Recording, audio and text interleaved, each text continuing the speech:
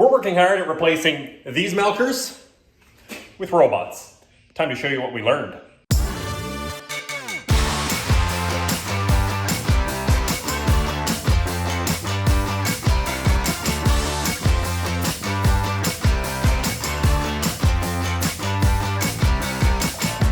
So the robots we're going to talk about today are the three that are the main ones we've got in our area, the biggest ones: Lely, DeLaval, GEA.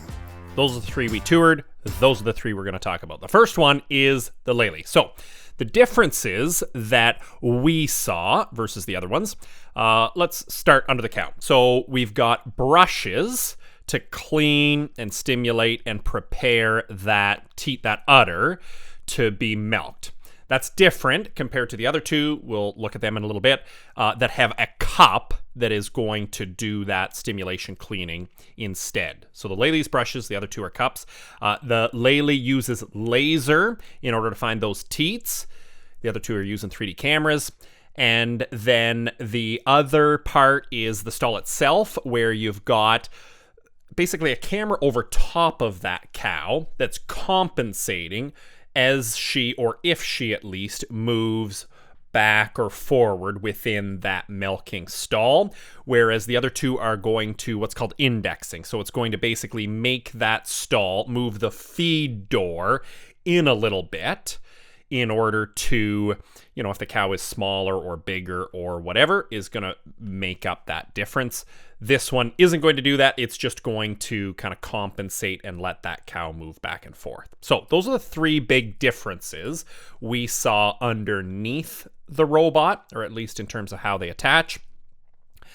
And then certainly a few other differences that we saw in terms of, they've all got different software programs or different programs where you go in and you can check on cows, you can check on what they, who's got to be fetched, all of that type of stuff. Lely's we found to be a very user-friendly interface. It seems like it's going to be easy to learn in terms of how to actually manage what you're doing with that program, finding out the metrics you want, finding out the data, all that kind of stuff.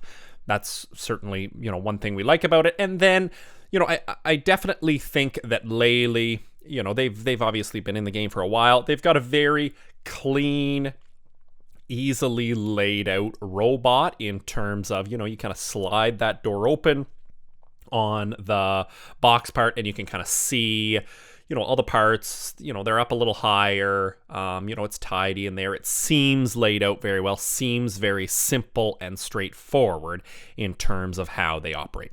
That's the Lely. Next up is Blue. Now, the DeLaval robot is another impressive robot. And that's the thing with all three of these that I maybe should have said right off the bat, is the fact that they all actually look like very good robots. And I think that, no matter who you are and how you're looking to milk cows, I think they're going to be very helpful, very beneficial. They're going to work for what you want them to do. The DeLaval's impressive pieces come in, and this is where they're a little different too.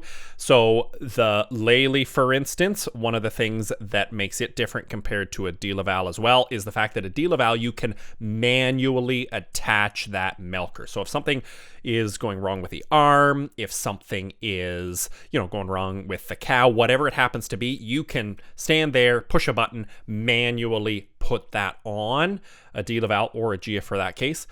You can't do that on a Lely.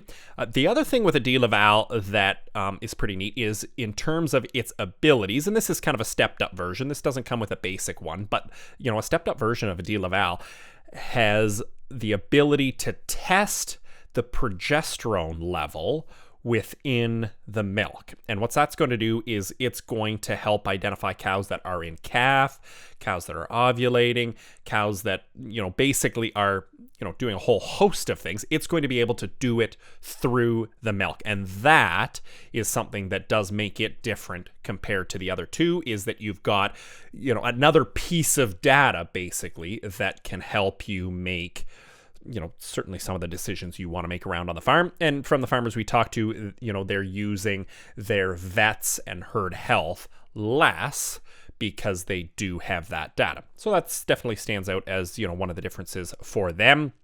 If you look under the cow again, different than the Lely, this is using a 3D camera to identify where those teats are and going in. It's also unique in that it pulls this cleaning cup down. It takes that cleaning cup and puts it on, each teat, cleans it, little stimulation, moves it to the next one and works away at that. And then that arm, tucks that back up and pulls each milking cup down and attaches it that way. So just that whole function of that arm, and that, everything's kind of off to the side. It goes in, reaches, does what it needs to do, goes back, reaches, does what it needs to do, and so on. That's basically, how that DeLaval is going to work. And then in terms of the software interface, I mean, it really too is, very user-friendly in terms of how it's laid out. You can get to really whatever information you need.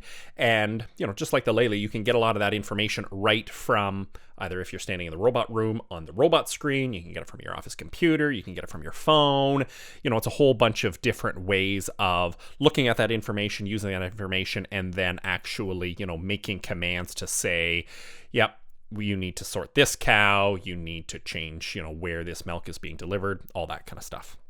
And last but not least, we've got the green ones, the GEA robots, which, these are another impressive robot. First, what sets this apart? So definitely this is still using a 3D camera, just like the DeLavals, in order to find the teats. What's different here is that in that milking unit, that single unit, it's going to do everything. So once it attaches one time to the teat, it's going to then clean, it's going to stimulate, it's going to milk, and it's going to post-dip, and then it's going to pull off. So what we found, anyway, the box time on these units is awfully impressive because it just has to attach to each time, or at least find each time, the teat once. Attach it, and then it's going to do everything. The other ones are obviously to clean, it's going to find 4 teats, and then to milk, it's going to find 4 teats. So it just seems on the box time, they're awfully quick that way. These robots you can manually attach if you want to on a GEA. One of the other unique things that we saw is both Lely and DeLaval can do a somatic cell count on their robot. So they can test those cows coming through and say, yep, the somatic cell is this number. What's a little unique about the GEA is that it can do that same thing, but it can do it based on each quarter. So the idea is that if there's 1 quarter and that's usually the case on a dairy cow, is 1 quarter might be quite a bit higher than the other 3. Well, you can divert those 2 different ways. You could dump 1 quarter down the drain and milk 3 quarters and throw it in the tank. Or, whatever else you decided to do. Maybe you wanted half that cow's milk to go to feed calves, the other half into the tank. You could separate it that way. So that was a pretty unique and interesting thing to do. At least, we thought so too. And then, just in terms of how the rest of the robot, works, is it's very similar to the other ones in terms of, how it's laid out. It's a very simple box, straightforward. Doesn't take up a lot of room because it's all kind of self-contained that way. So, again, those are the 3 things that we found with the robots.